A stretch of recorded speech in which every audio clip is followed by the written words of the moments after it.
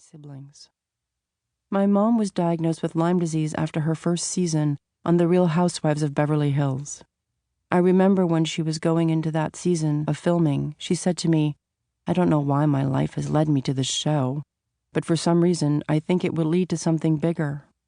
My mom is usually right. But this time she was really, really right. She knew there was a higher purpose for her journey, and all of a sudden the show's platform became her vehicle to bring awareness to Lyme.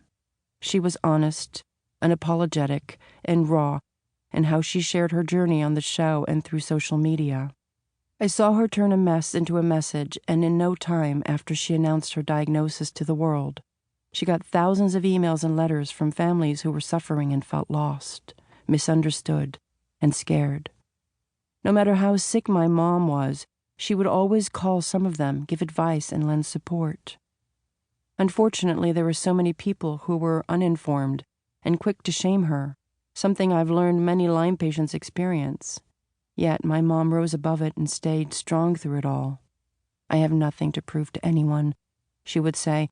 "I only want to support and educate people about the mystery of chronic disease." I saw her fight for her life, work relentlessly, and heal strategically one day at a time.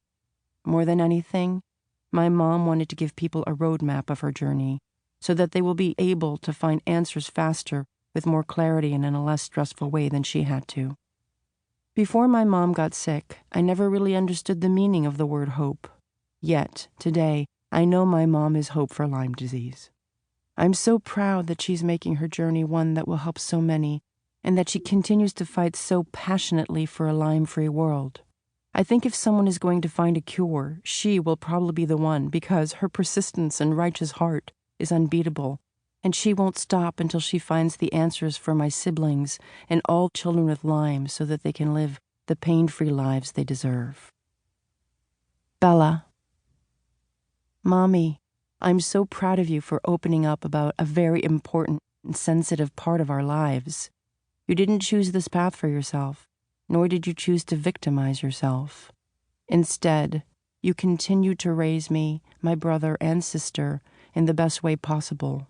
You wrote a book to help all those suffering around the world, whether that be with the invisible disability of chronic Lyme disease, mental wellness, immune diseases, or just being understood in general.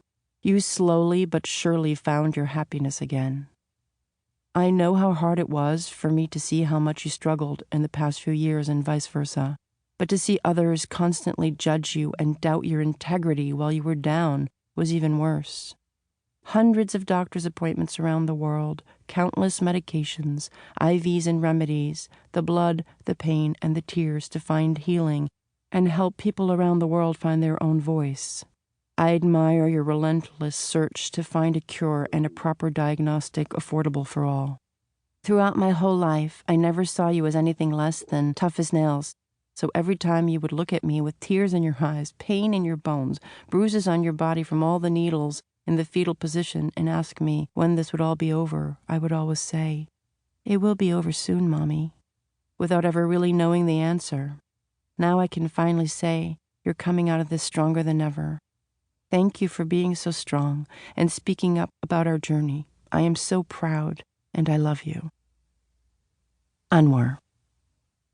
My mom was a busy single mom who dedicated her life to us and everything that we did until her health declined drastically and she was diagnosed with neurological Lyme disease in 2012, right after we moved to Malibu from our home in Santa Barbara. It was confusing and hard to understand why doctors could not fix her. So I spent many nights online educating myself about Lyme disease to sadly learn that there is no cure.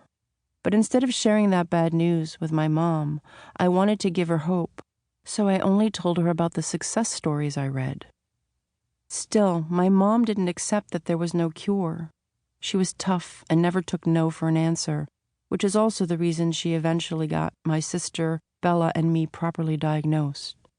I struggled with chronic sinus issues, joint pain, and severe fatigue for many years, and because of my mom's journey, she was able to understand and identify that my symptoms were not allergies or growing pains like many doctors told us.